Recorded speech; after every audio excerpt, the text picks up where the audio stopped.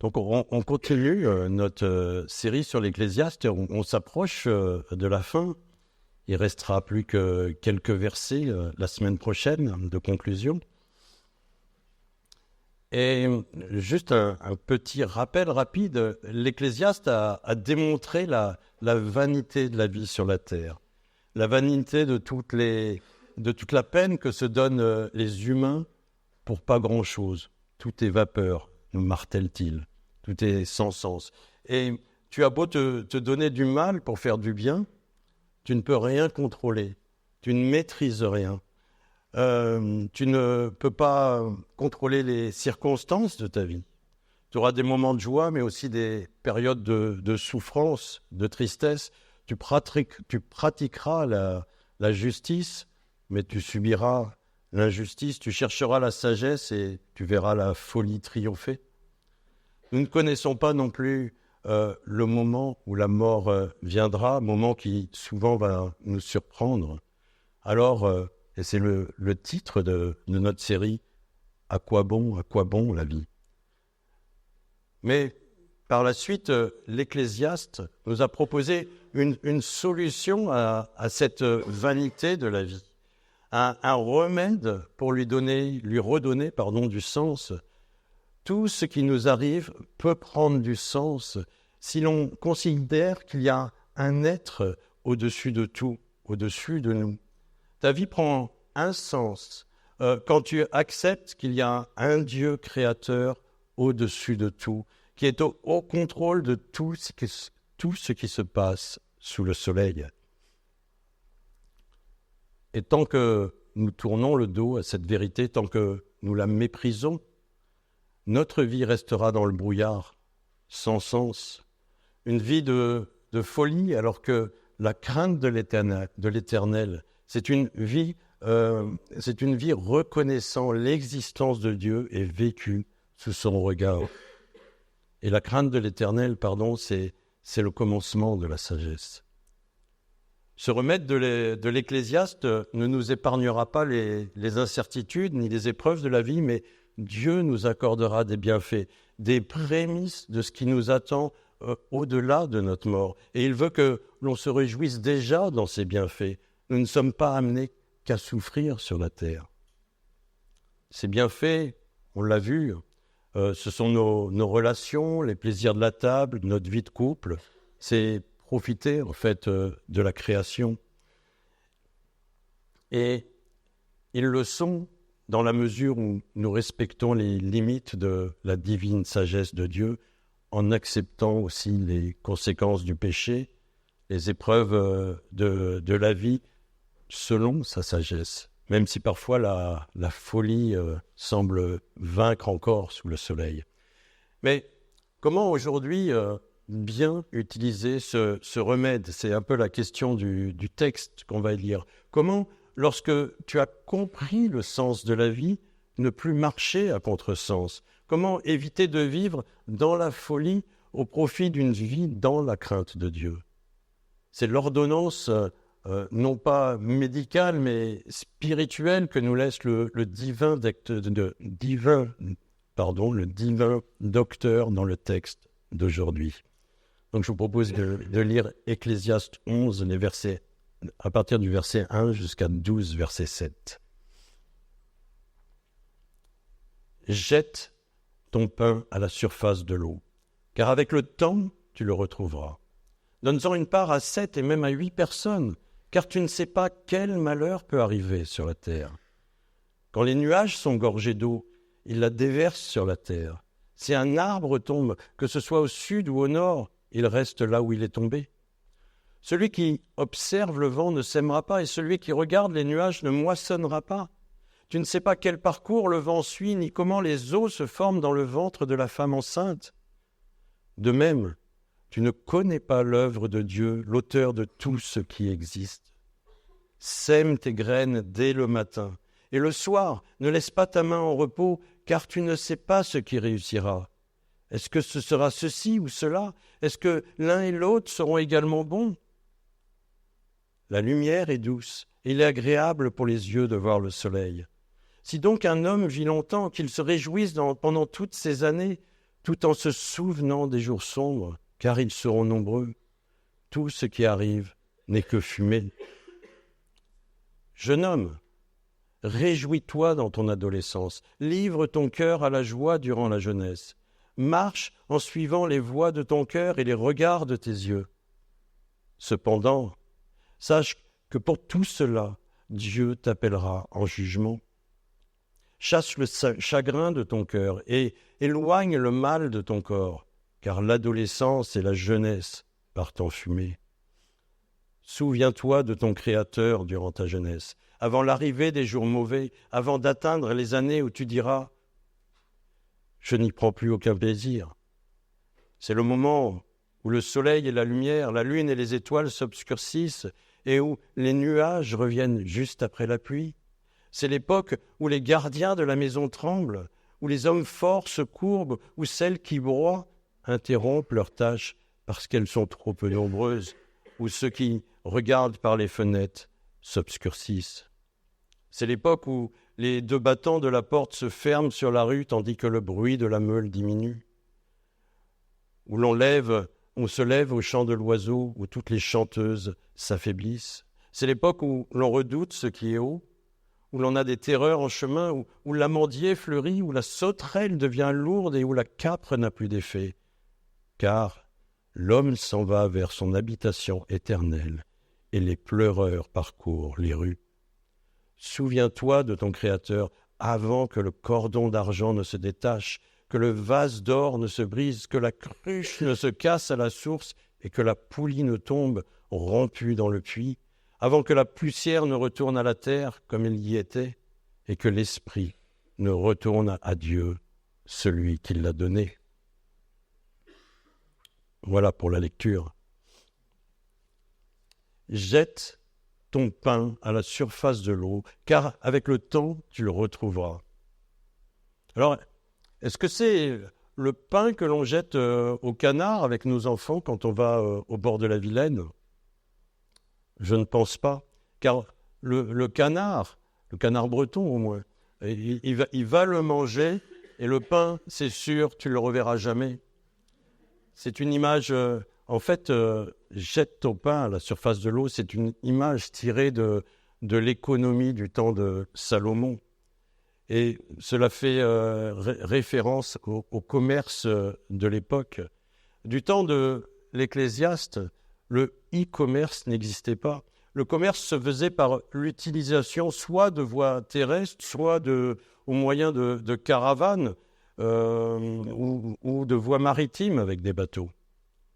Pas de camions, pas de train, pas d'avion, pas de garantie de résultat, ni de délai de livraison. Dans 1 Roi 10, verset 22, Salomon lui-même utilise le commerce maritime. On lit qu'il fallait 3 ans pour recevoir la marchandise, 3 ans d'attente à se poser la question de savoir quand je serai livré, si jamais ça arrive. C'est très différent des garanties de livraison et donc de résultats d'Amazon. Mais pour le commerçant de l'époque, beaucoup d'incertitudes, beaucoup de risques de perte lorsqu'il envoyait sa marchandise pour qu'elle soit vendue de l'autre côté de la mer.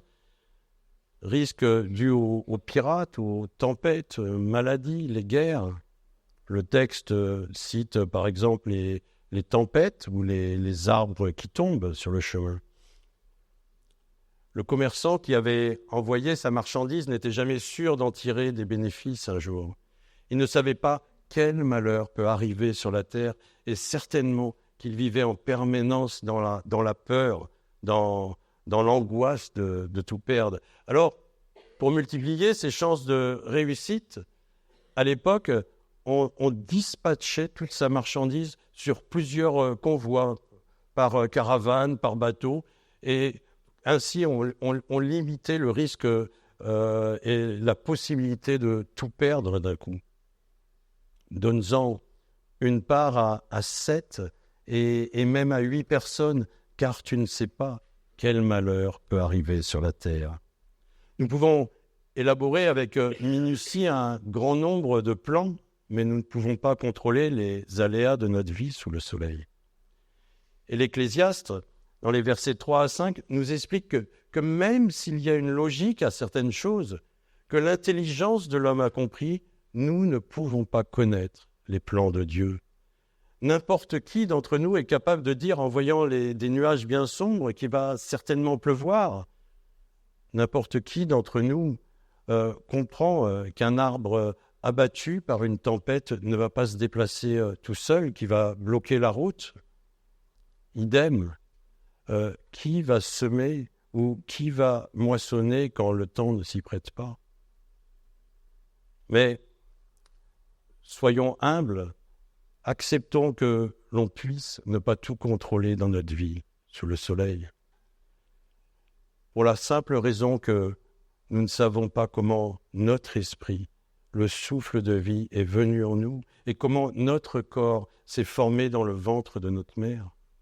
Nous n'avons pas cette connaissance. Tu ne connais pas l'œuvre de Dieu qui fait tout. C'est un rappel de la grandeur et de la supériorité de Dieu sur l'homme dans sa dimension de créateur, mais aussi dans sa bonté.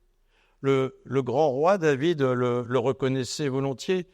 Une telle connaissance est trop extraordinaire pour moi, elle est trop élevée pour que je puisse l'atteindre.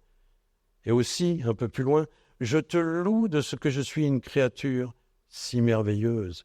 Tes œuvres sont admirables et je le reconnais bien.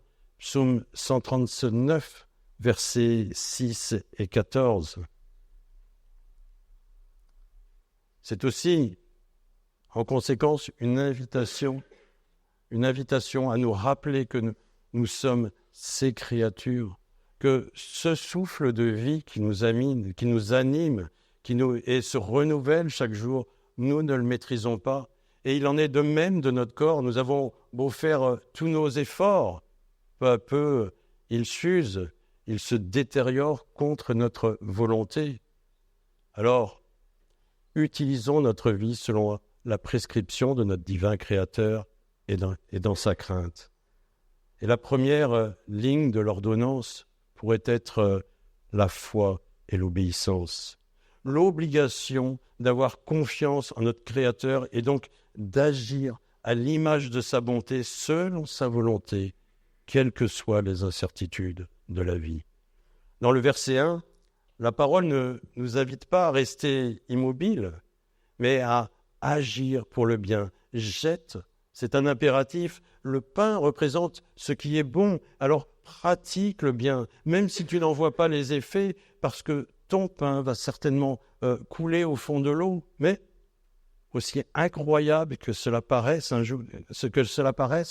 jour tu le retrouveras. Un jour tu comprendras, Dieu te le promet, c'est sûr. Nous avons un ordre, jette, auquel il faut croire contre toute attente pour espérer en retour. N'a-t-il pas lui-même envoyé la manne au peuple hébreu dans le désert pour le sauver de la faim?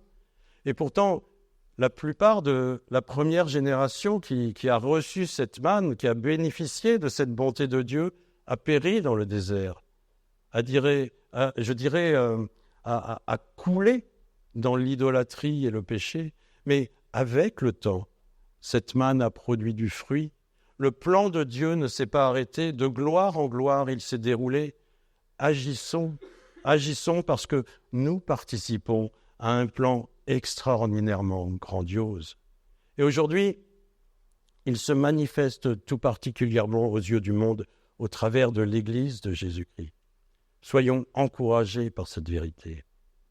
Une deuxième ligne de l'ordonnance, après la foi et l'obéissance, pourrait concerner la fréquence, la régularité, la motivation, l'ingéniosité, c'est-à-dire, je dirais, l'engagement avec lequel nous mettons nos dons au service du Seigneur. Quel est l'état d'esprit de notre cœur pour le service de notre Seigneur? Verset 2, donne-en une part à 7 ou à 8. En gros, ne te ménage pas, n'attends pas les conditions idéales, n'attends pas d'être sûr du résultat. Sois proactif plutôt que trop craintif. Proactif plutôt que trop craintif. Souvenez-vous de la parabole des 10 mines. Le maître avait confié à 3 serviteurs 10 000 chacun en leur demandant de les faire fructifier. 2 ont agi avec des résultats différents, certes, mais ils sont félicités par le maître à leur retour. Le 3e n'a rien fait. Il a enterré le don qui lui a été donné. Et finalement, au retour du maître, il perd tout parce qu'il a eu peur. Luc 19, versets 12 à 25 ou Matthieu 25, 14 à 30. Engageons-nous pleinement dans l'œuvre du Seigneur. N'ayons pas peur.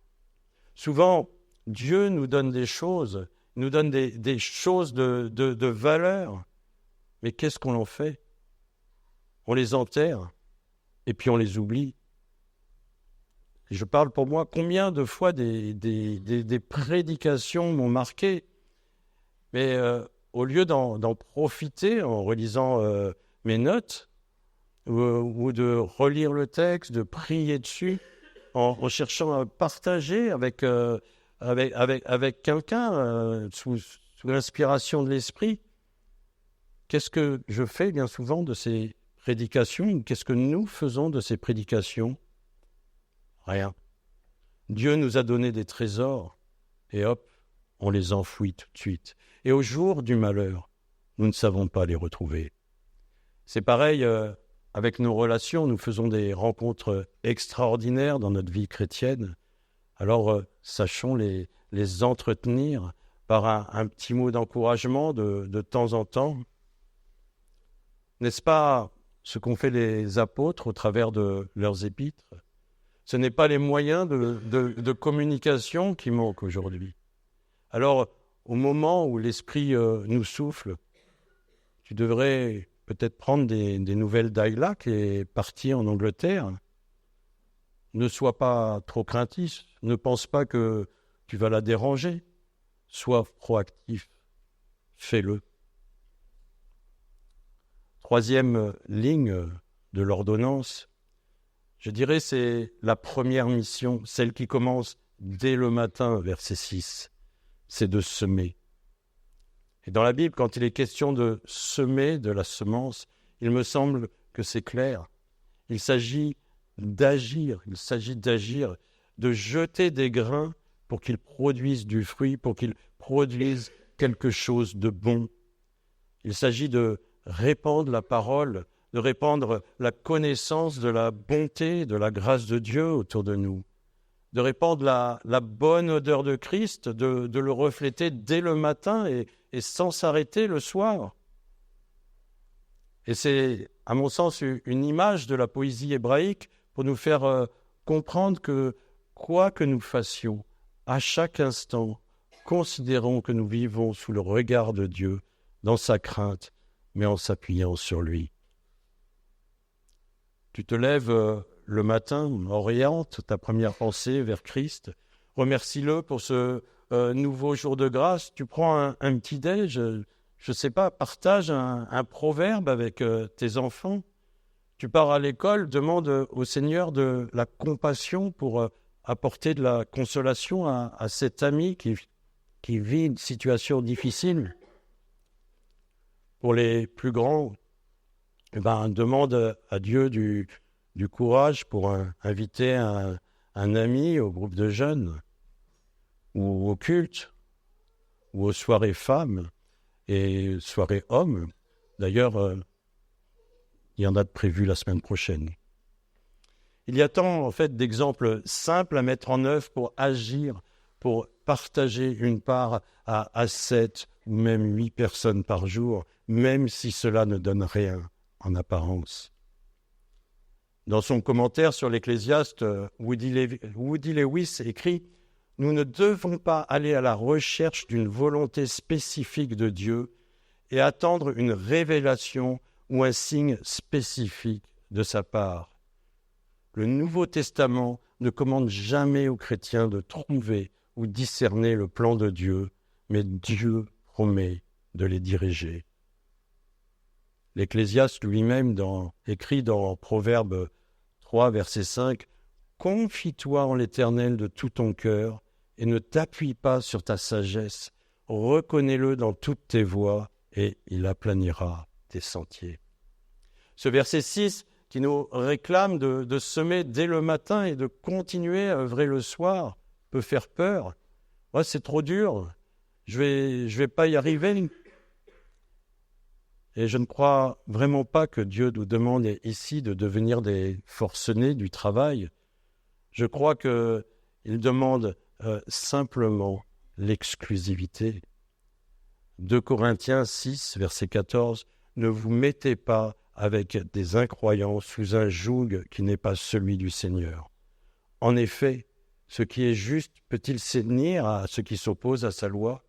La lumière peut-elle être solidaire des ténèbres? » Alors, pas de panique, Dieu n'est pas un tortionnaire, au contraire, il n'a pas oublié de nous prescrire du repos, des moments de plaisir où il nous demande de nous réjouir sous le soleil. C'est la prescription suivante de l'ordonnance, les versets 7 et 8. « La lumière est douce et il est agréable pour les yeux de voir le soleil. Si donc un homme vit longtemps, qu'il se réjouisse pendant toutes ces années, tout en se souvenant des jours sombres, car ils seront nombreux. Tout ce qui arrive n'est que fumée. » La lumière ici est utilisée comme un symbole qui nous renvoie à la vie. Mais pas n'importe quelle vie, celle que nous recevons d'en haut. Celle que nous avons en Jésus-Christ, il est la lumière du monde. Et cette vie peut être magnifique lorsque nous la prenons dans le bon sens, même s'il y a les difficultés, même s'il y a ces jours sombres sous le soleil. La prendre dans le bon sens, c'est s'approcher de Christ chaque jour de plus en plus pour trouver le repos. Matthieu 11, verset 28, « Venez à moi, vous tous qui peinez sous la charge.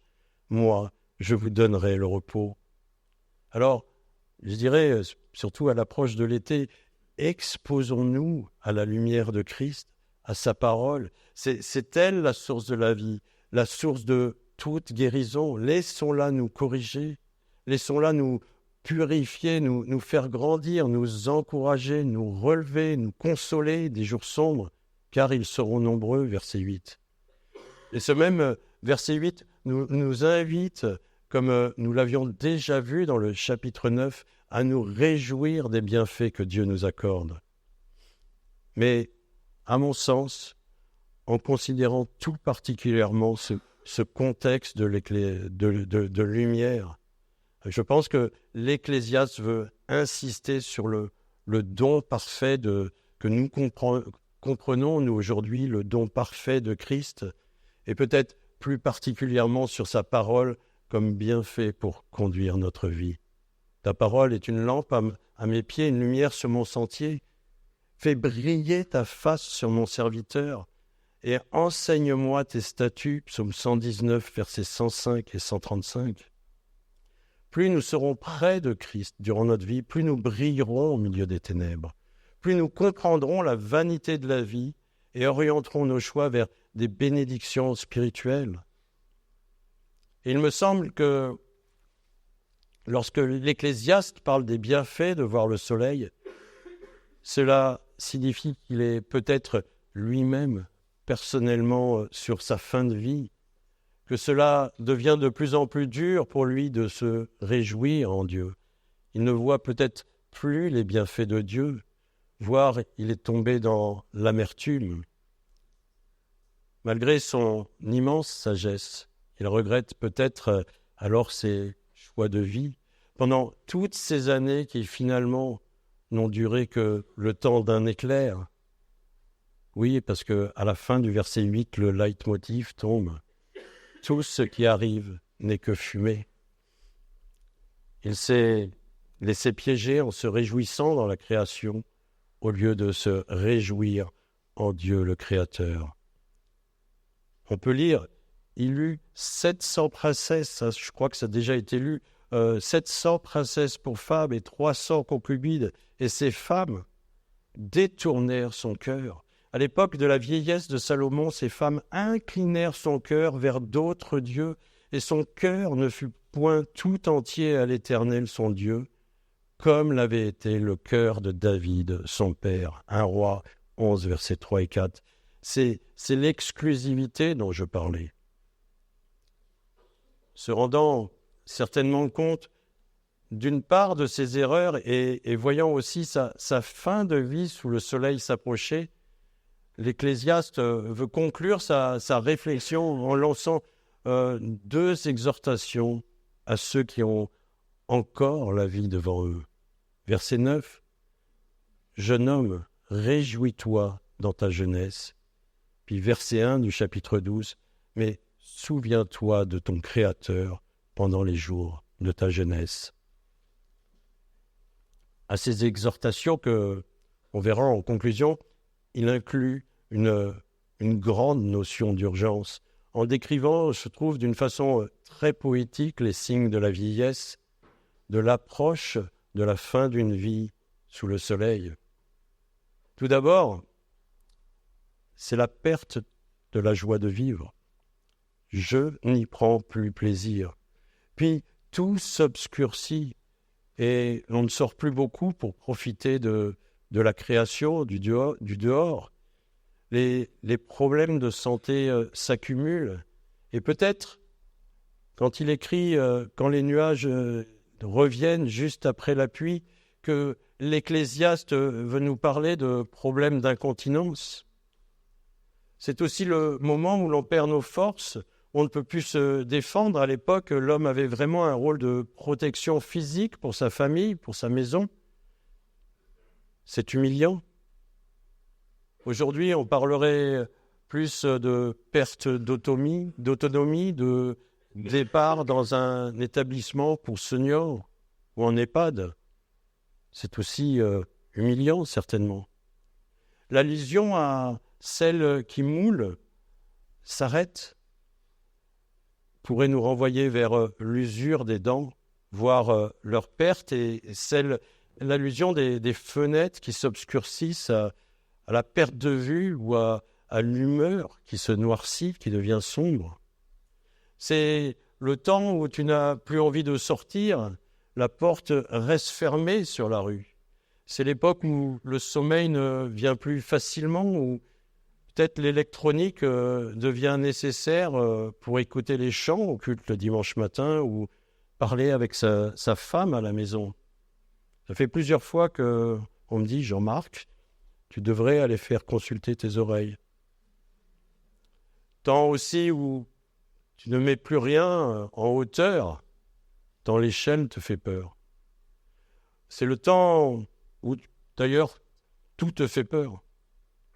Tes cheveux sont devenus blancs, comme un amandier en fleurs, s'il t'en reste. Chaque pas est une épreuve dangereuse. Tu n'éprouves plus de sensation, la capre a perdu son goût. D'ailleurs, tu n'as plus de désir. Tes appétits, quels qu'ils soient, se sont envolés. Et c'est bientôt la fin, ceux qui t'aiment le savent et s'attristent déjà, et pleureuses. Voilà les signes de la vieillesse racontés poétiquement par l'Ecclésiaste. Signes qui conduisent immanquablement, versets 6 et 7, à une mort physique irrémédiable, où notre corps redevient poussière, comme s'il ne s'était rien passé, comme s'il n'avait pas vécu. Comme si la réponse à la question « à quoi bon la vie ?» était à rien, tout n'est que vapeur. Mais il y a ce petit bout du verset 9 qui nous annonce qu'il y a une suite. Cependant, sache que pour tout cela, Dieu t'appellera en jugement. Et c'est pour cela que l'Ecclésiaste nous laisse ces deux dernières exhortations, parce que malgré tout le tableau noir de la vie qu'il a pu dépeindre, il a finalement compris que la vie est belle, qu'elle vaut le coup d'être dévorée à pleines dents, tant qu'il nous en reste. Il veut terminer son discours en laissant la joie et en nous réorientant vers Dieu. Il sait qu'il y aura des jours sombres, alors il nous pousse une nouvelle fois à profiter de la vie dès notre plus jeune âge, à nous réjouir au verset 9. Et quand il dit « jeune âge », je pense que cela vise plutôt tant que tu as des forces. Et ce n'est pas un conseil, c'est un ordre auquel notre obéissance et notre engagement doivent être total, profond. C'est à l'impératif. Il n'y a pas de place pour une demi-mesure. Marche dans les voies de ton cœur, suis les regards de tes yeux. C'est tout ton être que tu dois investir pour te réjouir. Et là, j'espère que chacun de nous a bien compris en quoi cela consiste. Un prédicateur a dit que l'Ecclésiaste nous invite pour la 7e fois dans son livre à nous réjouir. Alors, je n'ai pas eu le temps de vérifier si c'était vrai, mais on comprend ainsi que Dieu veut que nous nous réjouissions pleinement. Et nous l'avons largement vu. Ça ne consiste pas je fais tout ce que je veux, quand je veux, avec qui je veux, pour satisfaire à mes propres désirs. Non, bien sûr, il s'agit de se réjouir dans tout ce que Dieu nous accorde sous le soleil, d'en profiter au maximum, mais sous son regard, dans la crainte. Réjouissons-nous de ces bienfaits en restant dans ses limites, sans en détourner leur vocation initiale pour faire le mal, sans non plus les poursuivre sans cesse, en croyant que ces bienfaits de la création finiront par nous satisfaire, alors qu'au bout du compte, ils vont détourner notre cœur du plus grand bonheur, du bonheur pour lequel nous avons été créés, l'adoration de notre Seigneur, en nous réjouissant de tout ce qu'il nous donne, et non pas en devenant des adorateurs de ce qu'il a créé pour nous. Cela a été répété pas mal de fois. Et c'est ce qui est arrivé à Salomon, certainement. Son cœur s'est détourné. Cet après-midi, tu vas peut-être faire une balade en forêt, alors essaye de la faire en étant connecté, non pas sur ton smartphone, mais regarde comme la vie est belle, comme la lumière est douce, comme il est bon de voir le soleil. Considère que c'est un cadeau de Dieu, ton Créateur. Connecte-toi à lui et remercie-le. Même si l'on traverse des épreuves, il y a toujours des petites choses simples que l'on peut capter, des plaisirs que l'on peut ressentir en considérant que cela vient de Dieu et en restant dans les limites qu'il a fixées dans sa loi, en pratiquant le bien, conscient de son regard, c'est-à-dire dans la crainte, comme un enfant peut craindre ses parents. Et verset 10, dans cette vie sous le soleil, l'Ecclésiaste nous rappelle qu'il y a 2 faux amis, le chagrin de ton cœur et le mal de ton corps. Ces 2 faux amis, ils te demandent d'en chasser un et d'éloigner l'autre, sinon tu ne pourras pas te réjouir. Alors qui sont-ils ? Tout d'abord, le mal de ton corps. Il me semble que c'est le plus facile à comprendre, c'est notre péché, c'est notre chair que nous combattons chaque jour, qui nous fait tant chuter, qui plombe nos vies. Péché que nous avons hérité d'Adam et qui, justement, nous déconnecte de notre Créateur, qui ne peut pas le voir. Il ne peut plus nous voir, nous dit la Bible, tant il est pur. Et donc, il ne peut plus porter un regard favorable sur nos vies. Éloigne-le de ton corps. La plupart d'entre nous, ce matin, connaît l'immense bienfait que Dieu nous a accordé par grâce en Jésus-Christ pour être pardonnés de nos péchés, pour être libérés de ce fardeau et pour pouvoir à nouveau se réjouir en Dieu de la vie sous le soleil avec l'assurance qu'au lendemain de la mort, au jour du jugement, nous serons déclarés non coupables et nous entrerons dans une vie de réjouissance éternelle. Voilà comment éloigner le mal en croyant au sacrifice de Jésus-Christ à la croix pour le pardon de nos péchés. Puis pour terminer, chasse le chagrin de ton cœur. Alors, vous pourrez réfléchir profondément à la maison à ce qui provoque du chagrin, à ce qui amène la tristesse. Et je crois que l'Ecclésiaste vise ici tout simplement la vanité du monde qui nous fait souffrir. Ça va être les conséquences du péché comme la maladie, la violence, la trahison, la moquerie, l'injustice. L'Ecclésiaste nous en a déjà largement parlé, mais j'aimerais tout particulièrement citer la haine, la jalousie, la rancune qui font naître le désir de se venger, qui font naître le désir de faire le mal, de faire mal. Comment les chasser de notre cœur avant qu'elles nous gangrènent totalement? Tout simplement, je pense, en cherchant à ressembler à Christ, en pratiquant le bien, en pratiquant le pardon comme lui a pratiqué, même lorsque nous sommes méprisés comme il l'a été. Si quelques-uns d'entre nous, à l'issue de cet avant-dernier message sur ce livre de l'Ecclésiaste, n'ont pas encore compris ce que Dieu nous demande dans notre vie, qu'ils regardent à Christ et qu'ils regardent à sa vie parfaite sous le regard de son Père. Ne tarde pas, dit l'Ecclésiaste, souviens-toi de ton Créateur tant qu'il est encore temps. La vie n'est qu'une vapeur, le jour du jugement est proche. Amen. Prions.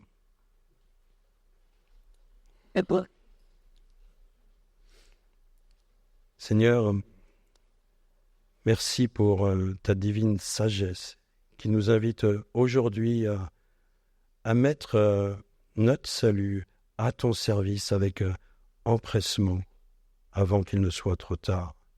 Nous voulons vraiment te prier pour que nous puissions agir, pratiquer tes œuvres à l'image de ton Fils, en nous souvenant que tu es le Créateur et le Maître de toutes choses, de toutes circonstances.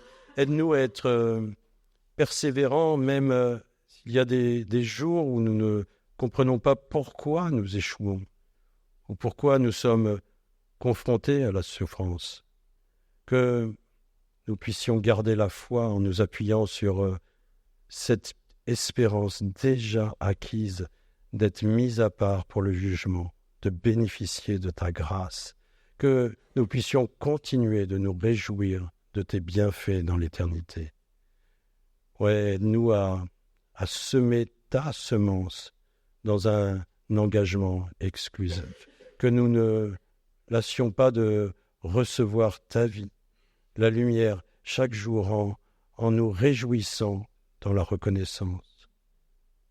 Que ceux, Seigneur, qui auront reçu ta semence s'engagent rapidement dans cette démarche d'agir pour le bien sous ton regard bienveillant, en éloignant le mal de leur corps et en chassant le chagrin de leur cœur, grâce à l'œuvre de ton Fils à la croix. En Jésus-Christ et pour la gloire de Dieu. Amen.